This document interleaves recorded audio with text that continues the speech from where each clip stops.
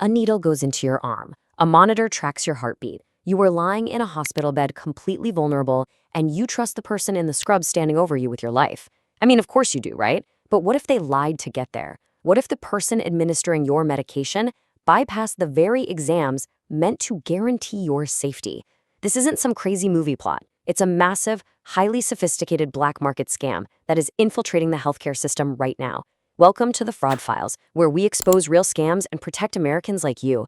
Today's case file is an urgent explainer on a UK healthcare crisis that proves a terrifying reality. If a system can be exploited, it absolutely will be. And while this case is across the pond, the tactics these scammers use are universal. Understanding this could save you thousands of dollars or even your life. Let's get into it. I want you to really think about this for a second. Do you know who is actually treating you? Imagine your absolute most vulnerable moment. You're sick, maybe you're injured. You trust the system, the hospital, the uniform. But today, we are pulling back the curtain on an industrial-scale deception. This is about who is really behind that stethoscope. And as you'll see, the truth is deeply unsettling. Let's start with a baseline statistic from a recent Freedom of Information request by the UK government. It's a staggering number: 8,000. Across 93% of all NHS trusts, there are more than 8,000 people who use the term nurse in their job title, but who possess absolutely no registered nursing qualifications.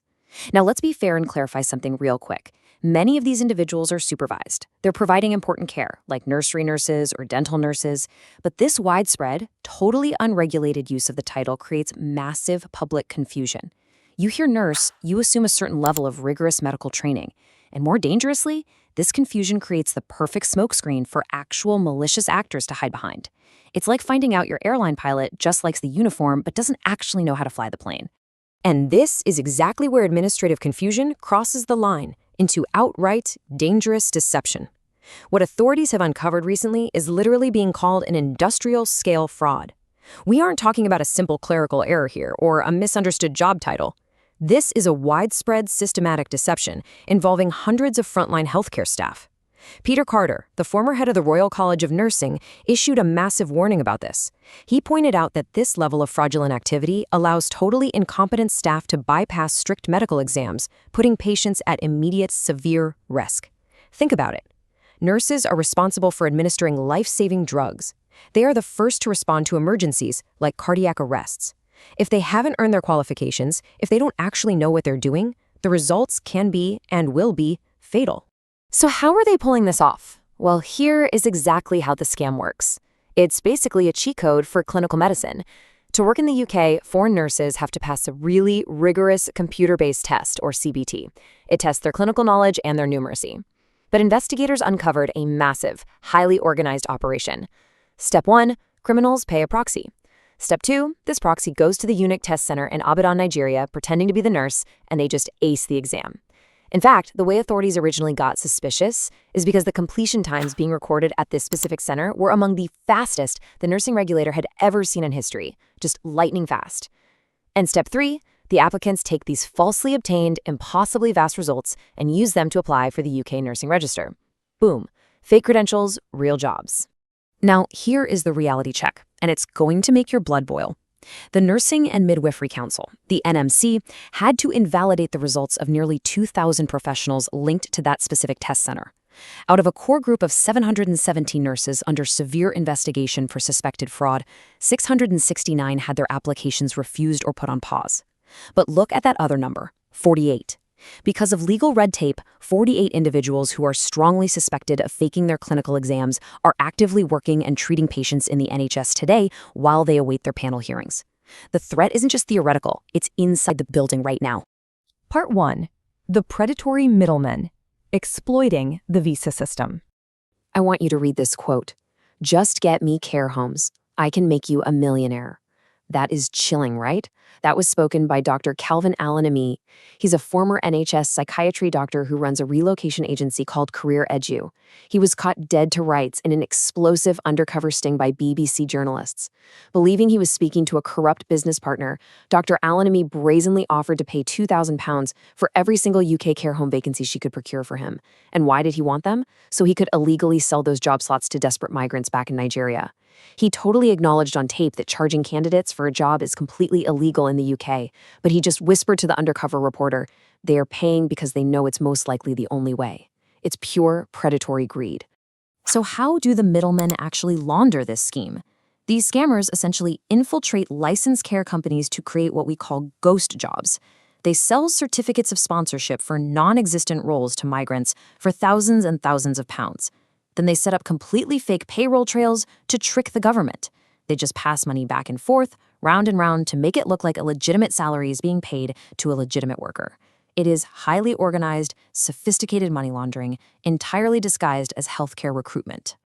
Let's step away from the mechanics of the fraud for a second and look at the real human cost, because there are victims on both sides of this. This is Praise's story. Praise is a man in his mid-30s from Nigeria.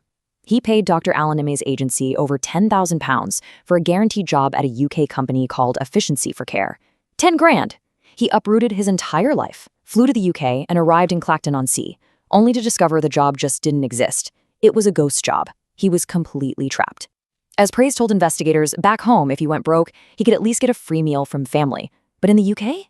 Scammed out of his life savings with no income, he was left facing literal starvation. Imagine being entirely isolated in a new, freezing country, your life savings stolen by the very people who looked you in the eye and promised you a future. It's devastating. And Praise absolutely wasn't an isolated incident. Look at the sheer brazen scale of the fraud at this one specific company. In 2023, Efficiency for Care had an average actual workforce of just 152 employees, okay? 152. Yet a Home Office letter revealed that in just over a year, they issued an unbelievable 1,234 certificates of sponsorship to foreign workers. Over 1,200! They were literally printing visas for ghosts.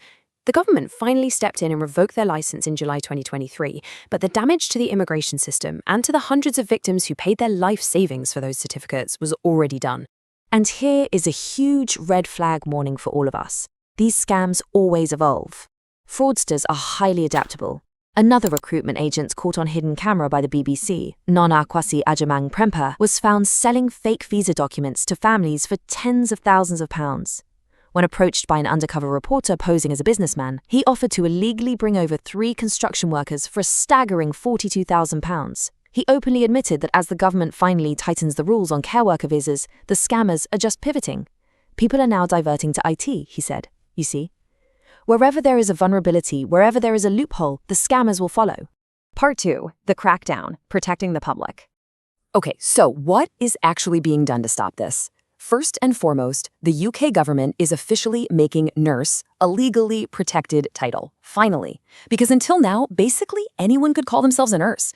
The government highlighted some horrifying examples of why this change was needed, like a woman running a Botox cosmetic clinic for years without any medical registration whatsoever, or a former nurse who was totally struck off the medical register but just continued to use the title while speaking at COVID-19 conspiracy rallies. Under this new legislation, using the title without Nursing and Midwifery Council registration will be a strict criminal offense. Violators are going to face hefty fines running into the thousands of pounds. The charlatans, the scammers, and the conspiracy theorists are finally going to face the full force of the law. Furthermore, the Home Office is aggressively cutting the scammers off right at the source.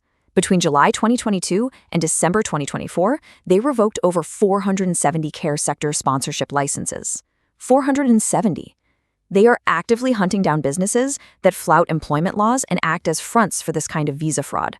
They are effectively shutting down the pipelines that these predatory agents use to exploit migrants and bypass the system.